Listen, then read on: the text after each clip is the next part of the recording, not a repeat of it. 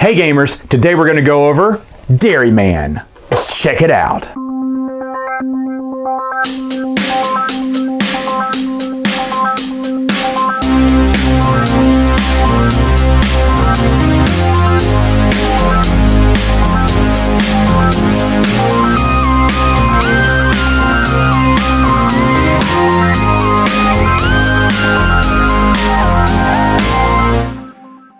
Setup for the board game is very easy. You're going to put all your little tokens over here, shuffle these tiles. We're going to place 3 of them out, just like so.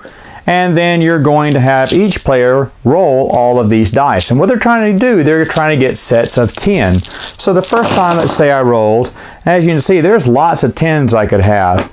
This is a 10, well, this is a 10. You can use 3 die to form a 10 if I wanted to, and this would be a 10.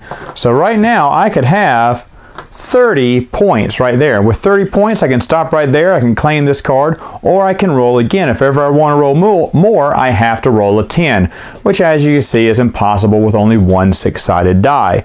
But let's say I only rolled 1 of these. Well, or 2 of them, let's say. I kept those 2, and the rest of them I could choose to roll again.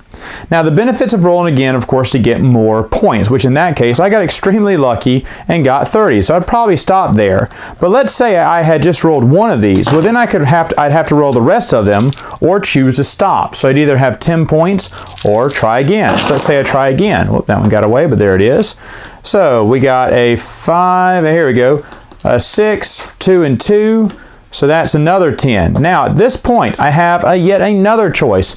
You see I have another one, it's a 6 and a 10 here. That would give me 30 as well, but let's say I didn't have this. Let's say I just couldn't get another 10 out of this. I'm rolling extremely well, which is unusual for me in this game.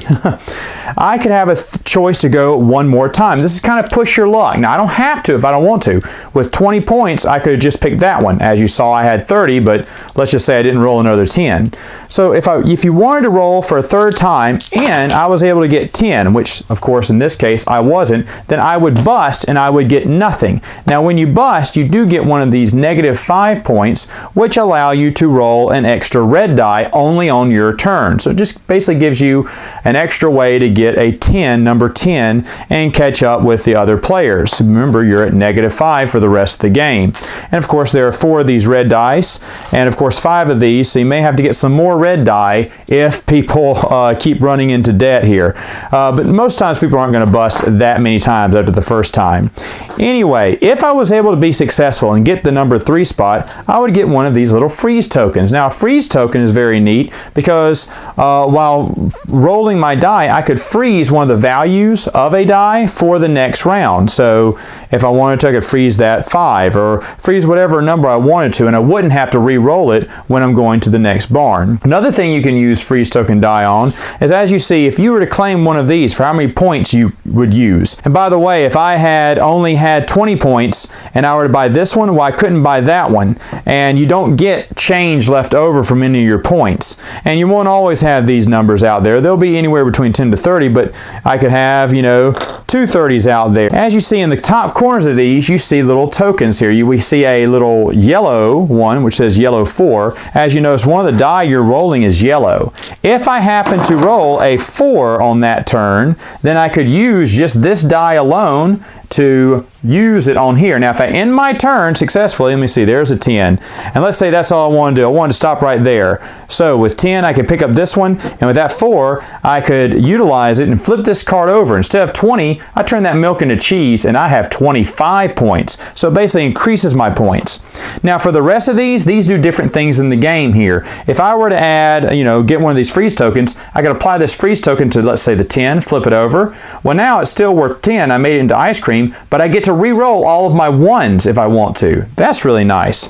If I was to use the freeze token here, I flip this over, and now I get to re-roll any 1 die. That's really neat. Of course, here's 1, here's milk, and if I got a yellow 3, it would be worth 15. It just increases my points. So what you're going to do, each player is going to take turns, pushing their luck, seeing how many tiles they can buy, and you go until you're at the end of this stack here. At that, the game ends. Whoever has the most points wins. Final thoughts, what do I think about the game? Well, it is tiny. It's a tiny game. But you know what? what? There is a lot of fun in this game. I first found out about this game last year. Amazon was doing a Black Friday sale, and they had this game that was going to be on sale at 4 o'clock in the morning. So I looked it up. I said, this looks like my kind of game. It's 16 bucks now. Maybe it'll be like 7 or 10 bucks. Maybe I'll pick it up. Woke up at 4 in the morning, went down from 16 to $15. What? So a year goes by, and of course I needed to put that order in to get that $100 shipping, and I remembered about this game. I was like, oh wait, yes, I always wanted to check out Dairyman. So I got it. Now, generally dice games, take them or leave them. I don't really know. I have a few of them that I really like, but this is one that's easy to teach. You can teach it with anyone. So is it worth your time? Yeah, I would say so. I think this is a great starter game, and I think it would go well with anyone's collection. All right, gamers, that's all the time I have for now. Until next time, game on!